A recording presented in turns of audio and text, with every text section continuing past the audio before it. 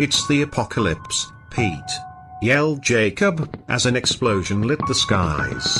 Downtown, which was close to Jacob, was suddenly and violently filled with screams and bright explosions.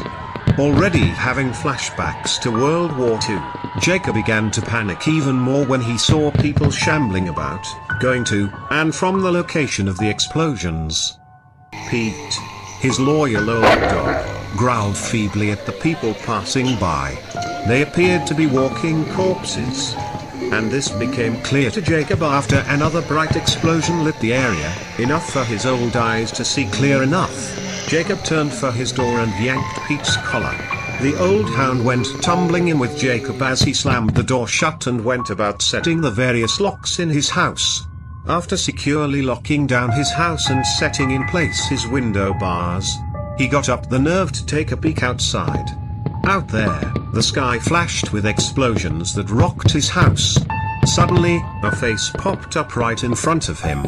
Startled, he fell backwards and onto his coffee table. "I know you're in there, old man," the person outside groaned.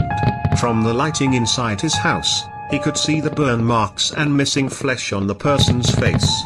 Shouting wildly, he hit the lights and ran to his bedroom, which was upstairs. Pete was right behind him. The man outside banged on his door. "Come out and join the party," he groaned in a dead voice. After a few breathless minutes, the banging stopped and Jacob figured the man would bring a whole herd of his undead friends back to get him. He reached into his dresser drawer and moved away his socks, retrieving a pistol. "They've been saying the zombie apocalypse was coming, old Pete. I read it on them sites. Now it's true." "I'm sorry, old boy," he said, aiming the gun at his lifelong companion, curled up on a pile of that week's newspapers. The dog died with only a quiet whimper. Next, Jacob turned the gun on himself. "I planned for this day so carefully, but now they know I'm in here. Damn it, Sally, I'm coming to see you," he said as he pulled the trigger.